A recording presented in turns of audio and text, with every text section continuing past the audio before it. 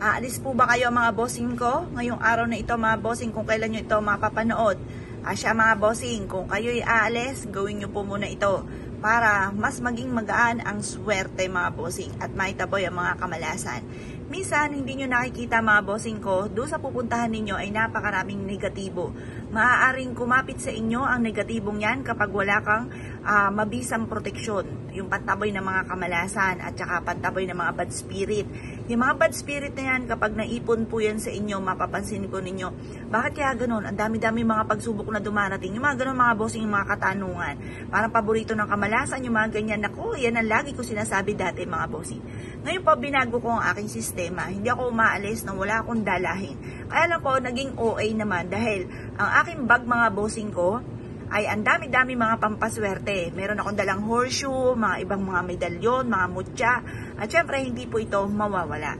Ngayon po mga bossing, bukod sa bulsa, meron akong ganito.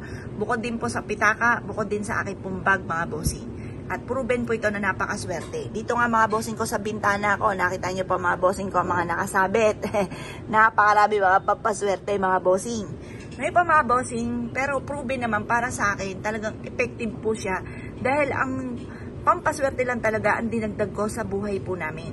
Ngayon pa mga bossing, masipag naman po ako. Ako po ay bagay hindi nasuko sa hamon ng buhay, matyaga po ako. Ako po hindi rin nakakalimot magdasal. Yung lagi ko nga po isinishare na sa video ko mga bossing ko na ako'y lumalakad pa ng paluhod sa may simbahan ng ina ng awa ng Baklaran. At pagkatapos, dumaan pa rin sa napakaraming pagsubok mga bossing. Ang ginawa ko lang po mga bossing, dinagdag ko lang sa buhay namin. Pero yon tuloy-tuloy lang yung sipag at tiyaga. At yun nga po mga bossing ko, pananalig sa mahal na Panginoon. At sinabayan ko lang mga bossing. Wala akong tinanggal kahit isa sa mga yon. Sinabayan ko lang ng pampaswerte. At basta huwag ka lang maiinip, basta kayod ka lang mga bossing. Kasi once na nainip ka, ay hindi naman effective. Ay ayoko nang gawin yan, hindi naman effective yung mga ganon. Yun nga po mga bossing, wala tayong pangontra sa kamalasan. Huwag kang susuko sa hamon ng buhay mga bossing. Ganun talaga, lahat ng tao dumadaan sa mga pagsubok. Kaya lang once na meron ka mga ganito at ikaw po hindi nakakalimot magdasal, ang mga pagsubok ay pagdadaanan lamang at hindi ninyo matatambayan mga bossing. Nga pa mga bossing, kung kayo po isa sa mga mahilig sa mga pampaswerte, mag-wish ka muna bago ka umalis ng inyong tahanan. Sabi niyo po sa pamamagitan nito ay magtutuloy-tuloy na ang pasok ng swerte at kailanman na hindi na ako mamumblema tungkol sa usapin ng pera.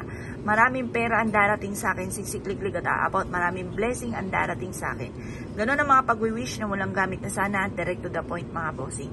At pagkatapos mga bossing ko, isiksik nyo ito sa inyong pong bulsa, sa inyong pong bag, or sa inyong pong pitaka. Ang dulot nito ay swerte. Tapos pag umuwi na kayo ng bahay, isiksik nyo lamang po ito sa ilalim ng inyong pong unan.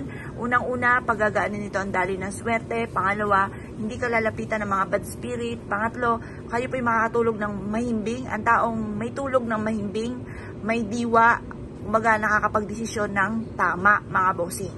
Yan po, kumbaga makakapag-isip ka kung ano mga dapat gawin, pero once sa ikaw ay walang tulog, nako, magsasablay-sablay ka na dyan ng mga desisyon sa buhay. Kaya kailangan at importante na magkaroon ka ng masarap na tulog. Kaya kung kayo pinaniwala at naisyo po itong gawin, ay siya mga bossing, good luck po sa inyo po lahat.